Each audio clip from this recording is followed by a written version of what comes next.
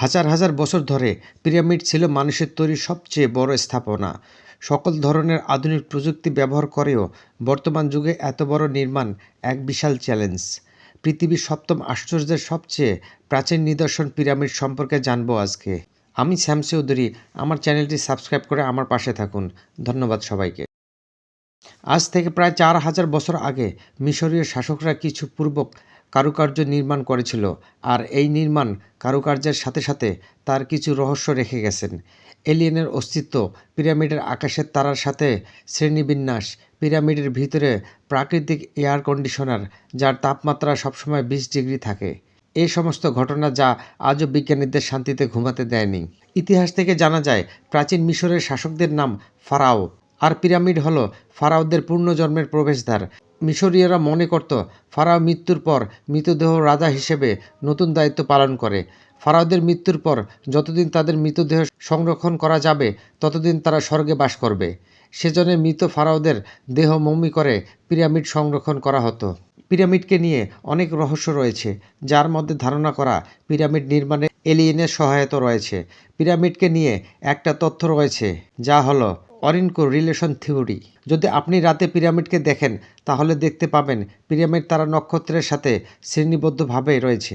আকাশে তারাদের এই শ্রেণীবদ্ধভাবে থাকাকে বলা হয় অরিন বেল্ট। আর এই তিনটি প্রধান তারার নাম অ্যালনিতাক, অ্যালনিলাম ও মিনতাকা। এই তিন তারা পিরামিডের উপর থেকে শ্রেণীবদ্ধভাবে দেখা যায়। এই শ্রেণীবিন্যাস দেখে ধারণা করা হয় ওই সময় পৃথিবীতে এলিয়েন এসেছিল এবং তাদের সাথে অত্যাধুনিক প্রযুক্তি নিয়ে এসেছিল। পিরামিড নির্মাণে এলিয়েনদের হাত ছিল কিনা প্রমাণ না হলেও পিরামিডের সাথে তারাদের কিছু না কিছু সংযোগ আছে ধারণা করা হয়।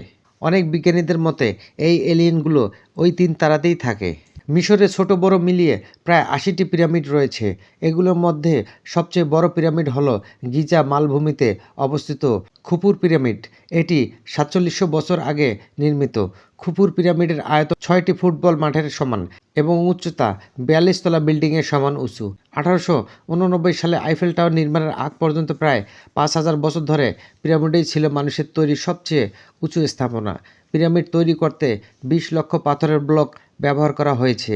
এই ব্লকগুলো প্রায় ৫০০ মাইল দূর থেকে পিরামিডের নির্মাণ হলে আনা হয়েছে। ২.৫ থেকে ৫০ টন ওজনের প্রায় ২০ লক্ষ ব্লক মরুভূমির ভিতর দিয়ে কীভাবে পরিবহন নিয়ে এসেছে তা সত্যিই এক বিস্ময়। চুনা পাথরের ব্লক দিয়ে বাইরের দেয়াল আর মূল্যবান গ্রানাইট পাথর দিয়ে পিরামিডের ভিতরে দেয়াল তৈরি করা হয়েছে। বাইরের একটি ব্লকের ন্যূনতম ওজন একটি প্রাইভেট কারের আর ভিতরের একটি ব্লকের ন্যূনতম ওজন ৪০টি প্রাইভেট কারের সমান। বর্তমান পৃথিবীর সবচেয়ে বড় ক্রেন দিয়ে সর্বোচ্চ ১০ টন ওজন ৫০ থেকে ১০০ মিটার পর্যন্ত তোলা যায়। অথচ তারা এত ভারী পাথর ১৫০ মিটার পর্যন্ত উচ্চতায় তুলে অত্যন্ত নিখুঁতভাবে জোড়া দিয়েছেন। খুফুর পিরামিডের ভিতরে ৩টি চেম্বার রয়েছেন। ৩০০ ফুট দৈর্ঘ্য ও ৩ ফুট প্রান্তের নিকটে পাথর কেটে ওই চেম্বারগুলোর প্রবেশপথ তৈরি করা হয়েছে। পিরামিডের কেন্দ্রীয় চেম্বারে ফারাওদের মৃতদেহ রাখা হয়েছে। এই চেম্বারে পৌঁছাতে ১৫০ ফুট সিঁড়ি পার হয়ে যেতে হয়। আধুনিক মেশিন দিয়ে পাথর কাটার প্রযুক্তির সাথে পিরামিডের পাথর কাটার অবিশ্বাস্য মিল রয়েছে। তবে বর্তমান যুগে মেশিন দিয়েও এত সুন্দর ও নিখুঁতভাবে পাথর কাটা সম্ভব নয়। পিরামিডের সর্বত্রই সুড়ঙ্গ ভরা। প্রথম দিকে ধারণা করা হতো এই সুড়ঙ্গ বায়ুপ্রবাহের জন্য তৈরি করা হয়েছে, কিন্তু পরবর্তীতে এই সুড়ঙ্গের একটি ক্যামেরা সহ রোবট পাঠিয়ে দেওয়া হয়। শেষ মাথায় কংক্রিট দিয়ে বন্ধ। পিরামিডের ভিতরে মূল ৩টি চেম্বার রয়েছেন, যার একদম নিচে হলো বেসিক চেম্বার, মাঝে কুইন চেম্বার এবং সবার উপরে কিং চেম্বার। তবে এই ৩টি চেম্বারে প্রবেশ করা আজও সম্ভব হয়নি। এমনকি ধারণা করা হয় এর ভিতরে আরও অনেক চেম্বার রয়েছে যা আজও আবিষ্কার করা হয়নি। এটা ধারণা করা হয় এই সময় মানুষ মনে করত রাজার মৃতদেহ মমি করে ওই চেম্বারে রাখা হয়, তাহলে রাজার আত্মা শিফট করে ওই তারার সাথে সংযুক্ত হয়। কুইন চেম্বারের মধ্যে একসময় একটি রোবট পাঠিয়ে দেওয়া হয়। ভিতরে একটি কংক্রিটের দরজা।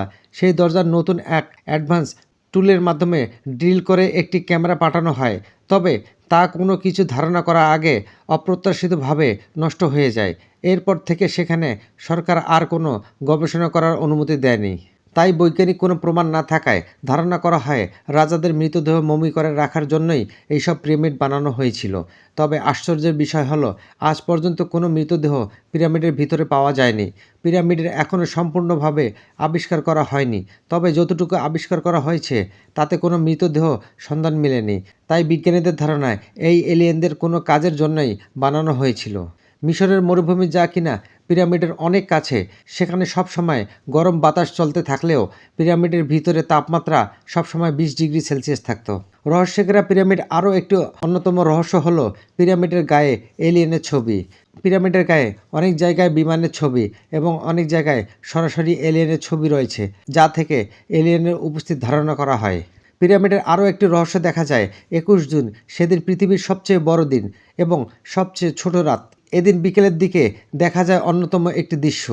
এই সব কিছু হয়তো কাকতালীয় হয়তো বা নয়, তবু পিরামিডের সাথে আকাশের তারার অথবা ভিন গ্রহের কিছুর যে সংযোগ রয়েছে তা ধারণা করা হয়। এছাড়া মিশরের ডেন্ডার নামে একটি জায়গা রয়েছে, সেখানে ডেন্ডার নামে রয়েছে একটি মন্দির। মিশরের সেই সময়ে থাকা লোকজন তাদের প্রভুকে উপাসনা করার জন্য এই মন্দিরে বানিয়েছিল, যার নাম ছিল হাথর। আর এই মন্দিরই মিশরের সবচেয়ে রহস্য ঘেরা মন্দির। এই মন্দিরের অর্ধেক অংশ আগে ঢাকা পড়েছিল, কিন্তু 1850 সালে এই মন্দিরকে আবিষ্কার করা হয়। এই সময় প্রচুর অবাক করার তথ্য বেরিয়ে আসে। এ সময় বিজ্ঞানীরা দেখতে পায় পিরামিডের দেয়ালে ডেন্ডার লাইট এর ছবি, যা মিশরীয়রা বানিয়েছিল। এখানে এমন এক প্রশ্ন সামনে চলে, মিশরীয়রা কত অত্যাধুনিক ছিল?